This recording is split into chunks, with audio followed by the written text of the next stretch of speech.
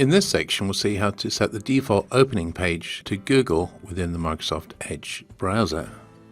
So first off, open the Microsoft Edge browser. Up here on the settings, go and click on that, and then in the drop down that's offered, go and also click on settings.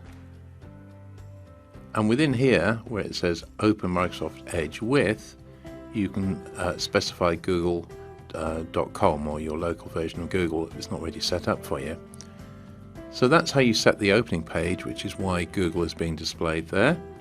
If you click on the View Advanced Settings,